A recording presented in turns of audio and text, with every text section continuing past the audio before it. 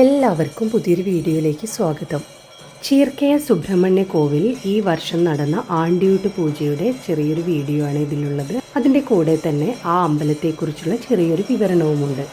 കാസർഗോഡ് ജില്ലയിലെ വെള്ളരിക്കുണ്ട് താലൂക്കിലെ ചീർക്കയം എന്ന സ്ഥലത്താണ് ഈ ഒരു സുബ്രഹ്മണ്യ ക്ഷേത്രം ഉള്ളത്.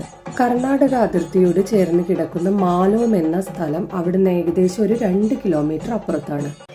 ഈ അമ്പലത്തിൽ പൂജ ചെയ്യുന്നത് ബ്രാഹ്മണർ അല്ല. കല്യാണം, ചോറൂണ് പോലെയുള്ള പ്രത്യേക അവസരങ്ങളിൽ ഏതു ദിവസവും ഇവിടെ നട തുറപ്പും പൂജയും ഉണ്ടാവും.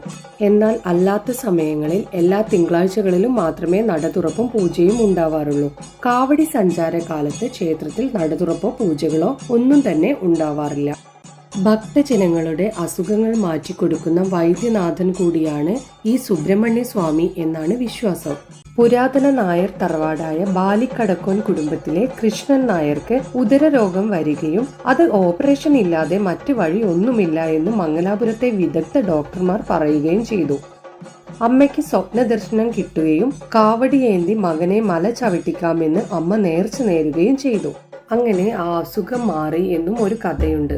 ഈ കോവിലിൽ വൃശ്ചികം 1 മുദ്ര ധരിക്കുന്ന പൂജാരിയും ധാരാളം ശിഷ്യന്മാരും കഴുത്തിൽ രുദ്രാക്ഷമാലയണിഞ്ഞ് കാവിയുടുത്ത് പീലിക്കാവടിയും പാൽക്കാവടിയും വേലായുധവുമേന്തി ഹരഹരോ ഹര മന്ത്രം ചൊല്ലി ശംഖനാദം മുഴക്കി ചെണ്ട കൊട്ടി നഗ്നപാതരായി ഓരോ വീടുകളിലും സ്വാമി വിഗ്രഹവുമേന്തി പോകുന്നു.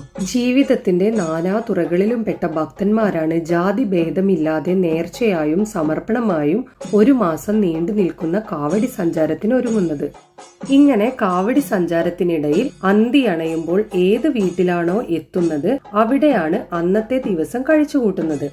പാവപ്പെട്ടവരായാലും പണക്കാരായാലും സ്വാമി എന്ന അതിഥിക്ക് ഉറങ്ങാൻ സ്ഥലം കൊടുക്കുന്ന സുഹൃത ഭാഗ്യത്തിൽ മതിമറന്നു നിൽക്കും ആ വീട്ടുകാർ. അത് കേട്ടറിയുന്ന അയൽവാസികളും മുരുക ഭക്തരും അവിടെ നടക്കുന്ന മലര് പൂജ, തണ്ണീൽ അമൃത പൂജ എന്നിവയിൽ പങ്കുചേരും.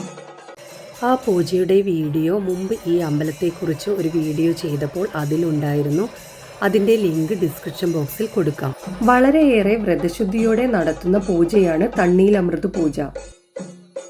കുളിച്ച് ശുദ്ധരായി ഈറനോടെ 2 സ്ത്രീകളെങ്കിലും താൽക്കാലിക സന്നിധാനത്തിനു മുന്നിൽ ഉരലും ഉലക്കയും ഉപയോഗിച്ചു പച്ചരി നന്നായി പൊടിക്കുന്നു. ശേഷം ഈ അരിമാവ് കുഴച്ച് ചെറിയ നെല്ലിക്കയോളം വലുപ്പത്തിൽ ഉരുളകളാക്കും.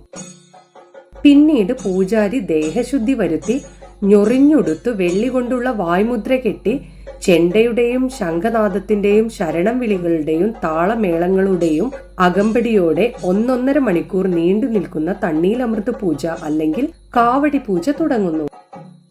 പൂജയുടെ മൂർധന്യത്തിൽ പെട്ടെന്ന് തന്നെ അടുപ്പുണ്ടാക്കി ഉണങ്ങിയ തെങ്ങിൻ പൂക്കുലത്തോടുകൊണ്ട് വിറക് കൂട്ടി ഓട്ടുരുളിയിൽ വെളിച്ചെണ്ണയൊഴിച്ച് തിളപ്പിക്കുന്നു. അതിലേക്ക് താളത്തിനൊത്ത് നൃത്ത ചുവടുകൾ വെച്ച് ചുറ്റി വന്ന് പൂജാരി നേരത്തെ ഉണ്ടാക്കി വെച്ച അരിയുണ്ടകൾ ഇടുന്നു. പിന്നീട് പൂജാരി താളവാദ്യങ്ങളും ഒപ്പം പൂജയും ദ്രുതകാലമെത്തുമ്പോൾ ഉറഞ്ഞു തുള്ളി തിളച്ചുമറിയുന്ന എണ്ണയിൽ നിന്നും വെന്ത അരിയുണ്ടകൾ കൈകൾ കൊണ്ട് വാരിയെടുത്ത് ഭക്തരുടെ കയ്യിൽ വെച്ചു കൊടുക്കുന്നു.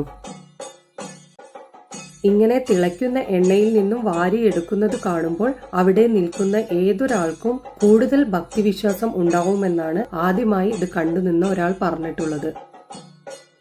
പൂജാരി ഇങ്ങനെ ചെയ്യുന്ന സമയം തന്നെ മറ്റു സ്വാമിമാരും തിളച്ച എണ്ണയിൽ നിന്നും അപ്പം വാരി അവിടെയുള്ള നാക്കിലയിൽ വെക്കുന്നു. നേരം പുലരുവോളം നടക്കുന്ന ആണ്ടിയൂട്ട് പൂജയിലെ തണ്ണീലമൃത് പൂജ, കറുപ്പ് പൂജ എന്നിവ ബ്രാഹ്മമുഹൂർത്തത്തിൽ കഴിയുന്നു. സഞ്ചാരവേളയിൽ തളികയിൽ ഭക്തർ സമർപ്പിക്കുന്ന അരിയിൽ ഒരു ഭാഗം എടുത്ത് ധനു 2 അന്നപൂജയ്ക്ക് ശേഷം ആയിരങ്ങൾക്ക് അന്നപ്രസാദം കൊടുക്കുന്നു. ധനു 3 പഴനി തീർത്ഥാടനം നടത്തുന്നു. അങ്ങനെ പൂജാരി ഭക്തർ നൽകിയ കാണിക്കയും പ്രാർത്ഥനയും മനസ്സാ സങ്കല്പിച്ച് പഴനി ആണ്ടവന്റെ തൃപ്പാദങ്ങളിൽ സമർപ്പിക്കുന്നു. അതോടെ 1 മാസം നീണ്ടുനിന്ന ആണ്ടിയൂട്ട് പൂജ അവസാനിക്കുന്നു. പിന്നെ അടുത്ത വർഷത്തിനായുള്ള കാത്തിരിപ്പായി. ആണ്ടിയൂട്ട് പൂജയോടനുബന്ധിച്ച് അവിടെ ഉത്സവം വളരെ ഗംഭീരമായിട്ട് തന്നെയാണ് നടത്തി വരാറുള്ളത്.